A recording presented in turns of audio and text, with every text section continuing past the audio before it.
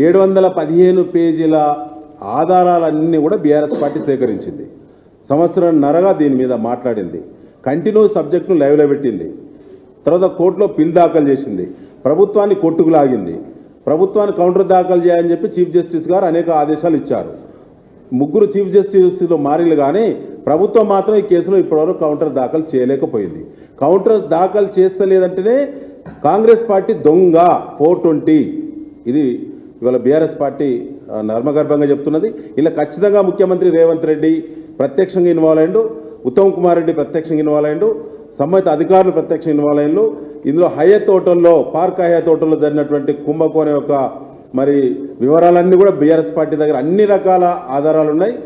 Congress party ఇప్పుడు చెప్తున్నది, ఇది 9వ ప్రెస్ మీట్. ఇంతకుముందు ఇదే తెలంగాణ భవన్లో గతంలో కమలాకర్ అన్న మేము మాట్లాడినప్పుడు చెప్పినాం, అయ్యా గతంలో ఇది 8వ ప్రెస్ మీటు. ఒక్కడంటే ఒక్కడు కాంగ్రెస్ పార్టీలో ఏది పడితే కేసీఆర్ గారిని, కేటీఆర్ గారిని, హరీష్ రావు గారిని తెల్లారితే అనవసరపు మరి మాటలు మురిగేటువంటి, కుక్కల్లా మురిగేటువంటి వాళ్ళు కాంగ్రెస్ పార్టీ వాళ్ళు చాలామంది ఉన్నారు కదా. మరి సివిల్ సప్లైస్లో జరిగినటువంటి ధాన్యం టెండర్ల కుంభకోణంలో ఒక్కడంటే ఒక్కడు రోషం ఉన్నోళ్ళేడా అని గల్లీ నుంచి ఢిల్లీ దాకా ఎవడు మాట్లాడతలేడు. ఎందుకు గిన్నిసార్లు ఆరోపణలు చేసినా కోర్టుకు పోతున్నావు, తప్పించుకు తిరుగుతారు దొంగల లెక్క.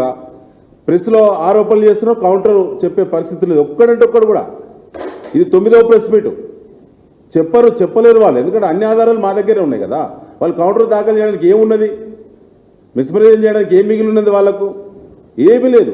వాళ్ళు మొత్తము పట్టపగలు దొంగల్లా, దండుపాలెం ముఠాల్లా రైతు పండించినటువంటి ధాన్యాన్ని, రైతు చెమట చుక్కను టెండర్ల రూపంలో కమిషన్లకు అమ్ముకొని ఇలా సివిల్ సప్లైస్ డిపార్ట్మెంటు రైతులను కూడా ముంచుతారు. ఎందుకంటే